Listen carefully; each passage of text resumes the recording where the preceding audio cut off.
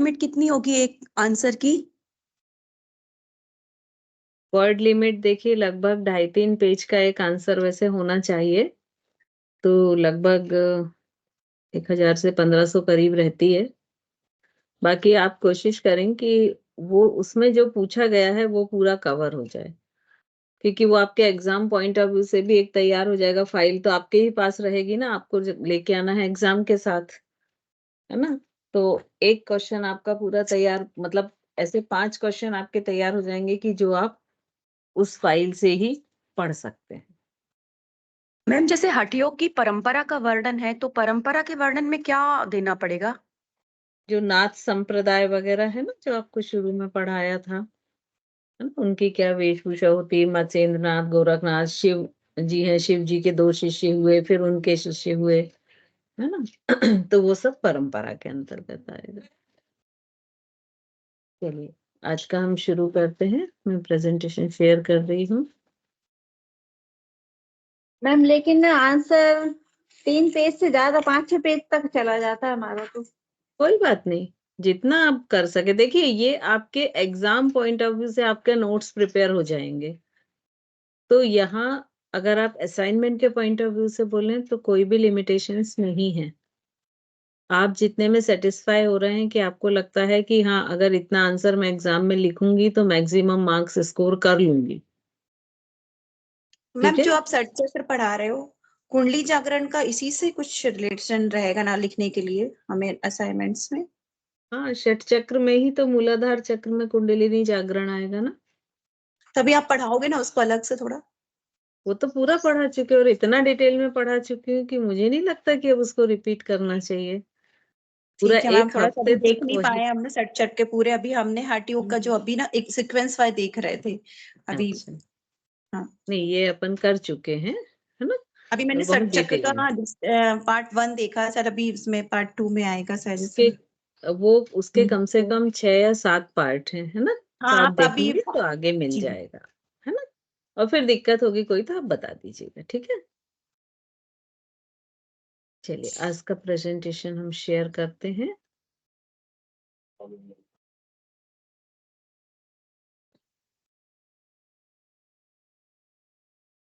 Visible है presentation सभी को? हाँ मैम। Yes ma'am. ओके। तो आज हम जो पढ़ रहे हैं वो हम पढ़ रहे हैं टाइप्स ऑफ योग, योग की प्रथाएं या स्कूल ऑफ योग, इसको अलग अलग टर्म से जाना जाता है। तो जो टाइप्स ऑफ योग होते हैं वो बहुत टाइप के होते हैं, जैसे कुंडलिनी योग, क्रिया योग, लय योग, मंत्र योग, राजयोग, हठ योग, फिर स्वर योग। तो ऐसे बहुत नंबर ऑफ टाइप्स होते हैं योग के। लेकिन जो महर्षि हैं, जो महर्षि पतंजलि हैं या जो अन्य योग के प्रसिद्ध महर्षि हैं, उन्होंने जो प्रमुख टाइप्स लिए हैं वो 4 लिए हैं। ठीक है। तो उसमें वो जो 4 योग हैं वो कौन कौन से हैं? मंत्र योग, लय योग, राजयोग और हठ योग। तो इसके लिए उन्होंने शिव संहिता और गौरक्ष शतक, इसमें ये मेनली 4 तरह का ये एक मंत्र मिलता है शिव संहिता में, जिसमें 4 तरह के योग का वर्णन है। और दोनों योगों में मंत्र योग, लय योग, राजयोग और हठ योग, इस तरह से ये 4 तरह के योग का इसमें वर्णन है। तो जो टाइप्स ऑफ योग में हम मुख्य तरह के ये 4 प्रकार के योगों को हम पढ़ेंगे।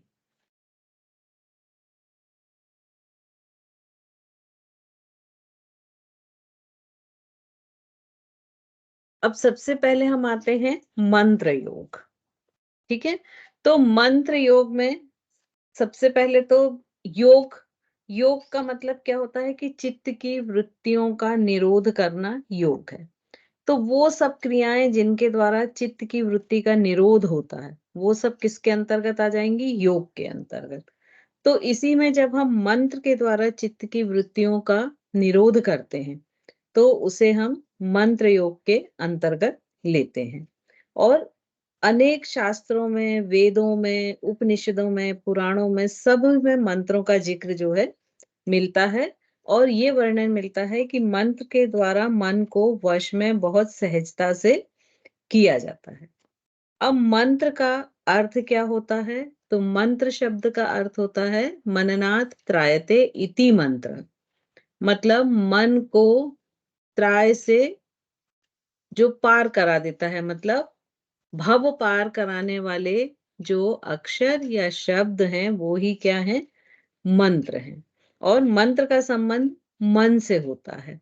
तो जब मन से हम इसे रिलेटेड करते हैं तो इसकी परिभाषा क्या बनती है? मन इति मनः, मनन इति मनः, मतलब जो किसी चीज को बार बार मनन चिंतन करता है वो मन है। और इस मन पर जिन शब्दों और अक्षरों द्वारा इस मन की चंचलता पर नियंत्रण किया जाता है और मन की वृत्तियों का निरोध किया जाता है वो मंत्र है।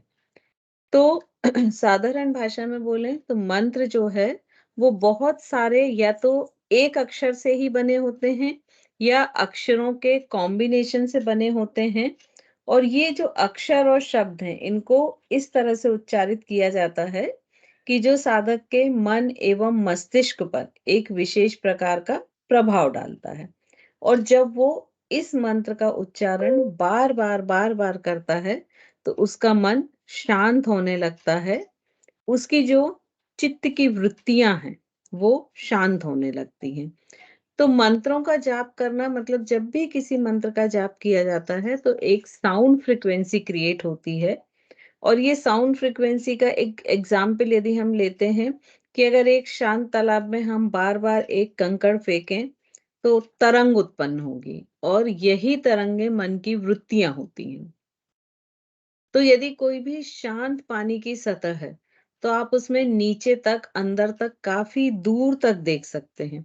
लेकिन यदि उसमें अगर हम लगातार एक जगह पर एक पत्थर फेंकते जाएं, कंकड़ फेंकते जाएं और उसमें तरंगे उत्पन्न होती जाएं और असंख्य तरंगे उत्पन्न हो जाएं तो उसके अंदर देख पाना लगभग असंभव हो जाता है। और चित्त एक शांत तालाब है और उसी में जो ये लहरें उठती हैं वो उसकी वृत्तियां हैं। तो जब मंत्रों को चेंट किया जाता है तो उससे साधक का मन और मस्तिष्क जो होता है वो एक झनकृत होता है, वाइब्रेट होता है और उनकी फ्रिक्वेंसी जो होती है, साउंड फ्रिक्वेंसी, वो इस तरह की होती है कि जो मन में वृत्तियां उठ रही हैं वो शांत होती जाती हैं और वो साधक समाधि, ध्यान या साधना में आगे बढ़ने लगता है और धीरे धीरे मोक्ष मार्ग की ओर आगे बढ़ने लगता है। और इस मंत्र के द्वारा ही ये संभव है कि जीवात्मा और परमात्मा दोनों को एकात्म कर लिया जाए या दोनों में एकात्म की स्थापना की जाए। और इन वृत्तियों का जैसे जैसे जितना अधिक निरोध होगा वैसे वैसे साधक जो है उसका मन चित्त शांत हो जाएगा और वो ईश्वर के स्वरूप में लीन होता जाएगा। तो मंत्र का जाप और ईश्वर के रूप का चिंतन करना ही मंत्र योग है। अब मंत्र योग में मंत्र शब्द का अर्थ है मनन विद्या या ज्ञान। और मंत्र एक गुप्त भाषा या विद्या है जिसके मनन करने से साधक के दुख के घात प्रतिघात ये सब से वो मंत्र उसे सुरक्षित करता है। तो इस तरह से यदि हम देखें कि मंत्र क्या है तो मंत्र चिंतन प्रक्रिया के ध्वनियात्मक रूप का ही नाम मंत्र है। यह विभिन्न जो ध्वनि समूहों को मंत्र कहा जाता है। जिस शब्द या शब्द समूह के उच्चारण से देवी शक्ति का अनुग्रह प्राप्त होता है उसे मंत्र कहते हैं। शिव शक्ति एवं आत्मा के एक के रूप को मंत्र कहते हैं। जिस शब्द शक्ति द्वारा धर्म, अर्थ, काम, मोक्ष की प्राप्ति संभव हो उसे मंत्र कहा जाता है। अब संक्षेप में यदि हम बोलें तो किसी भी शब्द या समूहों की वह ध्वनि मंत्र है जो उच्चारणकर्ता में या साधक में ऐसी शक्ति उत्पन्न करता है जिसके प्रभाव से वो अपनी इच्छित कामना को पूर्ण करने में समर्थ होता है। तो ये मंत्र कहलाता है। साधक जब लगातार मंत्र का प्रयोग प्राण पर विजय प्राप्त करने के लिए करता है, तो वो प्राण शक्ति पर विजय प्राप्त करता है और वो साधक जो है वो शक्ति से भर जाता है। और जिस मंत्र की सिद्धि से जो शक्ति प्राप्त होती है, वो शक्ति उस साधक को प्राप्त हो जाती है। तो इस प्रकार साधक लगातार जब इन मंत्रों का प्रयोग करता है, उसकी चित्त की वृत्तियों को निरोध करता जाता है, मन को शांत करता जाता है, तो उस साधक की अंतिम सीढ़ी क्या होती है? असंप्रज्ञात समाधि। और वह साधक इस समाधि को प्राप्त कर लेता है। इसमें वो अपने आत्म स्वरूप को प्राप्त कर लेता है और यही दशा उस साधक की जीव मुक्त दशा कहलाती है। जब मंत्र योग किया जाता है और इसके अक्षरों का उच्चारण किया जाता है, तो उस समय जो स्वर होते हैं, नासिकाओं से जो वायु बहती है, उस पर भी ध्यान रखा जाता है, जिससे कि जो ऑटोनॉमिक नर्वस सिस्टम है, मंत्रों के द्वारा वो भी बैलेंस होता है। अब इस मंत्र योग के जो प्रमुख आचार्य हैं, वो देवर्षि नारद, पुलस्त्य, गर्ग, वाल्मीकि, भृगु और बृहस्पति। ये प्रमुख आचार्य हैं जो मंत्र योग को का पालन करते हैं और इस सिद्धांत का पालन करते हैं कि परमात्मा से भाव और भाव से नाम रूप और उसका विकार तथा विलासमय यह संसार है। इसलिए जिस क्रम के अनुसार सृष्टि हुई है, उसके विपरीत मार्ग में ही लय होना, अर्थात परमात्मा से भाव और भाव के नाम रूप द्वारा ही इस सृष्टि का संचालन है। और इस सृष्टि क्रम में जो जीव संसार बंधन में फंस गए हैं, उन्हें मुक्त होने के लिए जो मंत्र का आश्रय लेना और उसके जपन से उससे अपने आप के चेतना को ऊर्ध्वगामी करके और फिर अपने मंत्रों द्वारा चित्त को पूर्णतः निरोध करके और परमेश्वर में या परम चेतना में लय होना ही मुक्ति है और इसी का नाम मंत्र योग है। तो मंत्र योग को बहुत सारे ऋषियों ने माना है और बहुत सारे ऋषियों ने इसका पालन किया है। तो मंत्र योग जो है, इसमें अलग अलग तरह के मंत्र होते हैं। कुछ रोग नाशक होते हैं, कुछ भाग्यवर्धक होते हैं, कुछ शांति के लिए होते हैं, कुछ स्वास्थ्य के लिए होते हैं। इसके अलावा कुछ नेगेटिव मंत्र भी होते हैं, जैसे मारण, उच्चारण, वशीकरण। पॉजिटिव नेगेटिव मंत्र दोनों तरह की शक्तियां इन मंत्रों में शामिल होती है और दोनों के लिए ही इन मंत्रों का उपयोग किया जाता है। अब जब हम मंत्र योग देखते हैं तो इसके 16 अंग माने जाते हैं। भक्ति, शुद्धि, आसन, पंचांग, आचार, धारणा, दिव्य, देश सेवन, मुद्रा, दर्पण, हवन, बलि, योग, जप, ध्यान, समाधि। तो इसमें सबसे पहला क्या है? भक्ति। तो भक्ति भी बहुत सारी तरह की होती है, लेकिन इसमें मुख्यतः नवधा भक्ति को ही जोर दिया जाता है और नवधा भक्ति को ही माना जाता है। इसके अलावा भी भक्ति 3 प्रकार की होती है। विधि भक्ति, रागात्मिका या रस में डूब जाना और परमा या परम आनंद देने वाली। तो ये 3 तरह की अन्य भक्तियां भी मानी गई हैं, लेकिन इसमें सबसे उत्कृष्ट नवधा भक्ति मानी है। फिर शुद्धि के भी बहुत सारे भेद होते हैं कि किस दिशा में बैठ के जब आप मंत्र जप रहे हैं तो आपका चेहरा किस दिशा में होना चाहिए, आपकी काया शुद्ध होनी चाहिए, दिशा शुद्धि होना चाहिए, स्थान शुद्धि होना चाहिए, मन शुद्ध होना चाहिए। तो इस तरह से शुद्धि के भी अनेक भेद हो जाते हैं। तीसरा आसन है। तो आसन के बारे में सारी जानकारी होनी चाहिए कि जब आप मंत्र कर रहे हैं तो वो किसी विशिष्ट आसन में करना है या किसी साधारण आसन में बैठ के करना है या खड़े होके करना है। तो ये सारा भी एक स्पेसिफिक हर एक मंत्र के लिए होता है। फिर पंचांग, तो इसमें गीता, सहस्त्र नाम का स्तवन, कवच, हृदय, ये पंचांग हैं। तो विष्णु, गणेश, दुर्गा, शिव, सूर्य, इन 5 देवी देवताओं के नाम का स्मरण करने से पंचांग स्मरण या पंचांग मंत्र का स्मरण होता है। फिर आचार, आचार के तंत्र और पुराण में अनेक भेद कहे गए हैं। मंत्र योग में 3 प्रकार के आचार बताए हैं, एक वाम, दूसरा दक्षिण और तीसरा दिव्य। पहला प्रकृति की ओर, दूसरा निवृत्ति की ओर और तीसरा मोक्ष मार्ग की ओर ले जाता है। फिर आता है धारणा, तो मन को बाहर जो जगत है उससे टर्न करते हुए अंदर की जगत से जोड़ना धारणा है।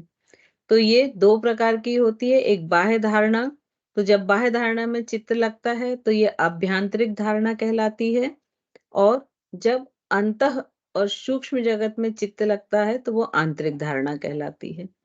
फिर दिव्य, तो दिव्य जो है जिन स्थानों में बैठकर पूजा की जाती है या मंत्र का जाप किया जाता है उन्हें दिव्य देश कहते हैं, और ये स्थान 16 माने गए हैं, और ये अंदर बाहर दोनों के हैं। बाहर मतलब होता है कि आपकी जमीन कैसी है, आसन कैसा है, और अंदर होते हैं कि मतलब आप मंत्र करते समय नाभि पर स्थान पर ध्यान लगा रहे हैं या हृदय स्थान पर या भ्रू मध्य में, तो किस स्थान पर आप ध्यान लगा रहे हैं। फिर इसके बाद आता है प्राण क्रिया या देश सेवन। तो इसमें बहुत सारे जगह प्राण ले जाके साधना करने का योग में वर्णन मिलता है, और प्राण की प्रक्रिया में जो सबसे महत्वपूर्ण होता है वो पूरक, रेचक और कुंभक, कि मंत्र के साथ कब पूरक करना है, कब कुंभक करना है और कब रेचक करना है, ये एक विशेष निर्देशित होता है, और उसी तरह उसे फॉलो करना प्राण क्रिया होती है। मुद्रा मतलब आपने जो अपने हाथों की मुद्राएं बनाई हैं वो कौन सी बनाई हैं, जैसे ध्यान मुद्रा, ज्ञान मुद्रा, योनि मुद्रा, प्राण मुद्रा, अपान मुद्रा, तो वो डिपेंड करता है कि उस मंत्र के लिए कौन सी मुद्रा उचित है। फिर तर्पण, मतलब यहाँ दर्पण नहीं है, ये 10वें में आप लोग ठीक कर लें प्लीज, तर्पण है, द नहीं है, त है। तो किस चीज की आहुति आप अपने इष्ट को दे रहे हैं। हवन, तो अग्नि में आहुति अगर आप अग्नि में दे रहे हैं तो वो हवन हो जाता है। फिर बलि, बलि भी इन्हें 3 प्रकार की बताई है। आत्म बलि, जिसमें अहंकार आदि जो आपके नेगेटिव गुण होते हैं उनकी बलि होती है। इंद्रियों की बलि, मतलब इंद्रियों को बाह्य जगत से मोड़ देना, बाह्य जगत से जो जुड़े हुए हैं उनको कट कर देना। और काम क्रिया बलि, ऐसे 3 तरह की बलि बताई है। योग, योग में अंतर योग और बाह्य योग 2 आता है। यदि आप बाहर से आसन कर रहे हैं तो वो बाह्य योग में हो जाएगा, और आप आंतरिक मानसिक कर रहे हैं तो अंतः योग। जप मतलब अपने इष्ट का नाम जपना, और ये भी 3 प्रकार के बताए हैं। वाचिक, जो उच्चारण सहित है, मतलब आपको सुनाई दे, आपके आसपास जो भी लोग बैठे हैं उनको सुनाई दे। दूसरा होता है उपांशु, मतलब जैसे बुदबुदा के बोलते हैं, जो सिर्फ साधक को सुनाई दे।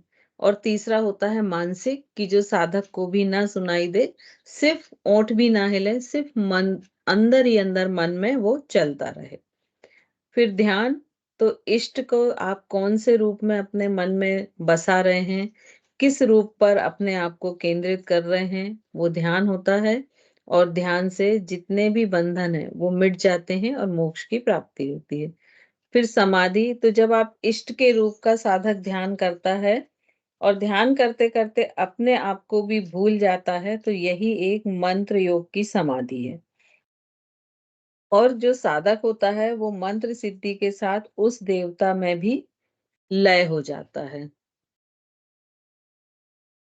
तो इस तरह से मैम, जो ये ये 3 प्रकार के आपने जाप बताए हैं उसमें से उत्कृष्ट कौन सा होता है, बोलना या मन में करने वाला? बोलना, बोल के करने वाला। बोल के करना है ना, वाचिक कहते हैं उसको। बातचीत। वाचिक, उपांशु और मानसिक। तो इस तरह से ये इसके 16 अंग होते हैं मंत्र योग के। अब हम आते हैं लय योग पर। तो जो लय योग होता है, लय योग होता है मतलब आत्मा का अपने चित्त में या चित्त का अपने स्वरूप में लीन हो जाना या निरुद्ध हो जाना, लय योग कहलाता है। मतलब साधक जब उठते बैठते भोजन करते हर समय ब्रह्म ज्ञान में ध्यान रहे तो वो लय योग कहलाता है। और योग तत्वोपनिषद में इसका वर्णन मिलता है जो कि इस सूत्र के अनुसार है। और जो मन है वो ही साधक के संसार को चलाता है। तो जब मन शांत हो जाता है और ईश्वर में लय हो जाता, मिल जाता है, अपने आप को वो ईश्वर में विलीन कर देता है, तो वो लय योग हो जाता है।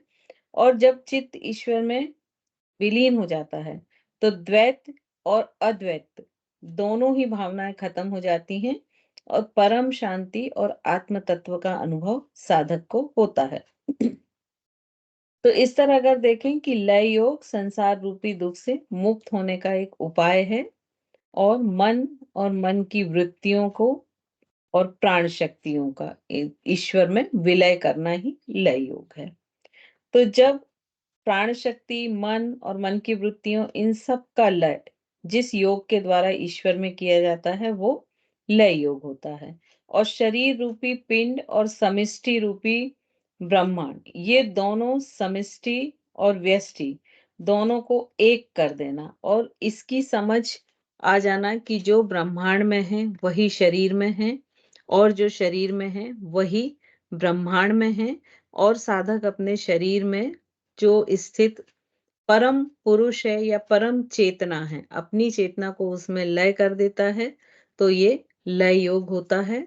और इसमें महालय समाधि की उसे प्राप्ति होती है। और जब ये समाधि की उसे प्राप्ति होती है तो वो मोक्ष की ओर अग्रसर होता है। और इसमें एक और चीज होती है कि साधक अपनी देह, मन, इंद्रिय, बुद्धि, स्थूल देह, जिन तत्वों से ये चीजें उत्पन्न होती हैं उनको जानकर और उन तत्वों को उसी में मिला देता है। तो उसी में मिला देता है मतलब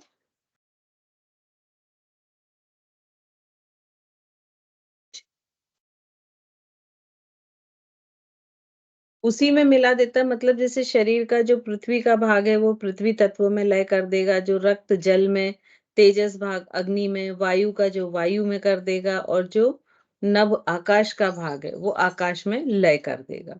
तो सभी जितने भी पंच तत्व हैं उनको अपने शरीर के पंच तत्वों को पूरे प्रकृति के पंच तत्वों में लय कर देना भी लय योग कहलाता है। अब इसके जो प्रमुख ऋषि हैं वो हैं अंगिरा, याज्ञवल्क्य, कपिल, पतंजलि, वशिष्ठ, कश्यप और वेदव्यास। ये सारे जो ऋषि हैं वो इस पद के ऋषि माने जाते हैं। और इन्होंने ये माना है कि प्रकृति पुरुष के संयोग से उत्पन्न विश्व ब्रह्मांड पिंड रूप में एकीकृत है, जो समिष्टि और वृष्टि के बंधन से मुक्त है। और ये मानते हैं कि जितने भी नक्षत्र हैं, ग्रह हैं, प्रकृति में जो कुछ भी ब्रह्मांड में विद्यमान है वो सभी चीजें इस शरीर के अंदर हैं। और जो चीजें शरीर के अंदर हैं वो सारी की सारी इस प्रकृति के ब्रह्मांड में भी उपस्थित हैं। इसमें कुंडलिनी शक्ति को भी माना जाता है और उसे जागृत करने और उसके द्वारा भी मुक्ति, उसको सहस्रार चक्र में जाके शक्ति को शिव के साथ लय करने को भी लय योग के अंतर्गत ही आता है। और इसमें महर्षियों ने लय योग में 9 इसके अंग माने हैं: यम, नियम, स्थूल क्रिया, सूक्ष्म क्रिया, प्रत्याहार, धारणा, ध्यान, लय क्रिया और समाधि। तो इस तरह से इसके 9 अंग माने हैं। सूक्ष्म क्रिया में इसमें नादानुसंधान भी आता है। यम में जो जितनी भी इंद्रियां हैं उनको वश करना यम कहलाता है। नियम में जितनी आंतरिक इंद्रियों को वश करना उन्हें साधना नियम कहलाता है। फिर स्थूल क्रिया में मुद्रा का अभ्यास लय योग में स्थूल क्रिया कहलाता है। सूक्ष्म क्रिया में प्राणायाम और स्वरोदय मतलब जो स्वर साधना होती है लेफ्ट नॉस्ट्रिल और राइट नॉस्ट्रिल से, वो सब लय योग में सूक्ष्म क्रिया के अंतर्गत आती है।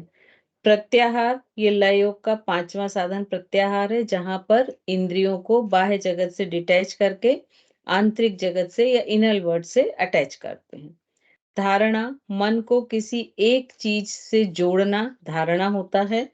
और प्रत्याहार की सिद्धि प्रारंभ होते ही योगी नाद सुनना प्रारंभ कर देता है, इसे ध्यान कहा जाता है। मतलब इसमें नादानुसंधान या नाद योग ध्यान कहते हैं।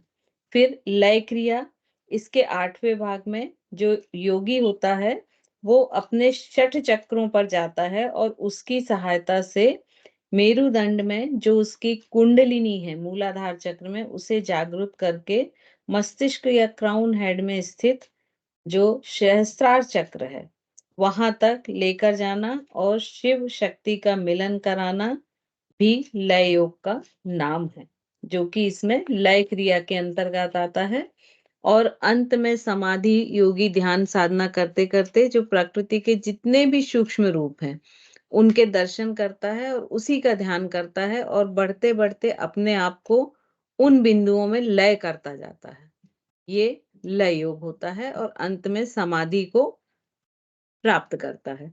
तो योग शास्त्र में शिव जी ने मन के लय होने के लिए नादानुसंधान को ही सबसे सर्वश्रेष्ठ बताया है। और नाद 10 प्रकार के होते हैं। जब इसका अभ्यास किया जाता है तो प्राणवायु और मन दोनों एक दूसरे में लय हो जाते हैं। ब्रह्म नाड़ी जो कि सुषुम्ना में रहती है, उसके अंदर प्राणवायु प्रवेश होने से नाद का प्रकट होता है।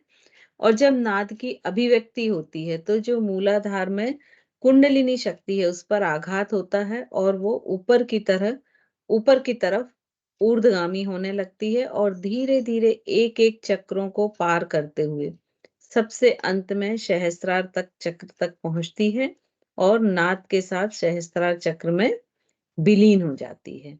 तो इस तरह से ये लय योग जो है इसमें नाद योग का एक बहुत इम्पोर्टेंट रोल है और उसी के जरिए इसे माना जाता है कि ये पूरी तरह से शिव शक्ति को शिव से मिला के और यह शक्ति को शिव में लय करके और मोक्ष या समाधि की प्राप्ति होती है। तो इस तरह से ये दो जो टाइप्स ऑफ योग हैं ये हमने आज पढ़े हैं। कल हम पढ़ेंगे राजयोग, ठीक है। और उसके बाद चूंकि ये हठ योग प्रदीपिका में भी है तो हठ योग हमको डिटेल में पढ़ना है, तो सबसे लास्ट हम हठ योग शुरू करेंगे। तो इस तरह से आपका ये टाइप्स ऑफ योग इस वीक में खत्म हो जाएगा। इस वीक में सारी क्लासेस फर्स्ट ईयर की ही होंगी। सेकेंड ईयर वाले सारे ज्वाइन कर सकते हैं क्योंकि उनको भी हठ योग है एक पेपर सेकेंड ईयर में भी, तो वो कर सकते हैं। लेकिन ये कंप्लीट जो टाइप्स करना है तो इसीलिए अभी आप लोग का प्रैक्टिकल भी पूरा बाकी है और फर्स्ट ईयर सेकेंड ईयर का चूंकि एक ही टॉपिक बचा है, ठीक है। तो ये इस वीक की 5 क्लासेस फर्स्ट ईयर की ही होंगी, ठीक है। तो फर्स्ट ईयर को कंपलसरी है कि वो ज्वाइन करें क्योंकि मैं चाह रही हूँ कि ये टाइप्स ऑफ योग खत्म हो जाए आपका कंप्लीट। वो बीच में छूटेगा तो मुश्किल होगा। लेकिन सेकेंड ईयर वालों को भी चूंकि एक पेपर हठ योग है तो वो भी कर सकते हैं, वो भी करें तो अच्छा रहेगा उनके लिए। तो 2 टाइप्स ऑफ योग हमने आज खत्म किए हैं, मंत्र योग और लय योग। और इन पर बहुत डिटेल में क्वेश्चन नहीं आते हैं, इन दोनों पर हमेशा शॉर्ट में आते हैं। तो जितना आपने ये पढ़ा है बस इसको ही आप थोड़ा सा अच्छे से लिख देंगे तो आपके लिए सफिशिएंट है। डिटेल में पढ़ने की आपको जरूरत होगी राजयोग और हठ योग की, कि जो आपको थोड़ा सा डिटेल में पढ़ना है। ये दोनों योग आप शॉर्ट में भी पढ़ेंगे तो आपके लिए ये कोई दिक्कत नहीं होगी। मैम जो इसमें आपने अंग बताए हैं इनके 16 और 9, तो ये भी याद रखने पड़ते हैं ऐसे ही? हाँ, आपको लिखना पड़ेगा। यदि मान लीजिए आया मंत्र योग क्या है तो आपको मंत्र योग का पूरा लिखना पड़ेगा। शॉर्ट में भी आया तो भी शॉर्ट में आप मंत्र का अर्थ लिखोगे, फिर मंत्र योग क्या है वो लिखोगे, फिर उसके कितने अंग होते हैं। भले ही आप उसको डिस्क्राइब ना करें लेकिन इतना तो आपको लिखना ही पड़ेगा। मैम मैम, नाद तो अनुसंधान ये के बारे में थोड़ा सा आपने क्वेश्चन में भी नाद अनुसंधान का क्वेश्चन भी दिया है, तो इसके बारे में थोड़ा सा बता दीजिए। नाद अनुसंधान ये अभी जब हठ योग आएगा ना तो ये बहुत डिटेल में आएगा आगे, है ना? तो मेरा उस एक समय क्वेश्चन था। ओके। जी हाँ, मनोमय कोश है, प्राणमय कोश है, उसमें आपने पूरे 5 प्राण और 5 उपप्राण बताए। तो हम जब मनोमय कोश के बारे में लिखेंगे तो हमको इसका भी डिटेल लिखना पड़ेगा, क्योंकि इसका एक क्वेश्चन अलग दिया है असाइनमेंट्स में आपने। तो फिर प्राणमय कोश में ये 10 प्राण है, मनोमय में नहीं है ना? हाँ, तो जब प्राणमय कोश में प्राणमय है। कोश यदि ऐसा आता है, सपोज कि प्राणमय कोश को डिस्क्राइब कीजिए, तो आपको ऑब्वियसली ये लिखने पड़ेंगे सारे प्राण। लेकिन यदि आता है कि पंच कोश को डिस्क्राइब कीजिए, तब आपको चूंकि 5 कोशों का करना, तो इनके आप शॉर्ट में नाम बस भी लिख देंगे तो भी चलेगा। लेकिन यदि पर्टिकुलर सिर्फ एक ही कोश आता है, भाई आपको कम से कम 2 से 2.5 पेज का तो एक आंसर लिखना पड़ेगा ना। आप जब असाइनमेंट में दोनों क्वेश्चन अलग अलग मिले, पंचकोश को डिस्क्राइब कीजिए और प्राण को डिस्क्राइब कीजिए। तो पंचकोश में जो प्राणमय कोश के अंदर के हम इसको डिस्क्राइब करेंगे, सिर्फ नाम लिखते हैं उसका हम।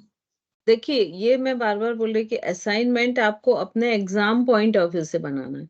यदि आप उसमें डिस्क्राइब कर लेते हैं तो दोनों आपका क्वेश्चन वो हमने अलग अलग किए हैं, पंचकोश भी अलग किया है और ये भी अलग किया है, तो ठीक है, हमारे पास वो नोट्स। मैंने अलग दिया, वो ठीक है, कोई दिक्कत नहीं है। लेकिन आप अपने नॉलेज के लिए, अपनी तैयारी के लिए यदि चाहें तो पंचकोश में प्राणों का भी प्राणमय कोश के अंतर्गत वर्णन कर सकती हैं, और यदि नहीं चाहें तो उनके नाम लिख के और छोड़ सकती हैं।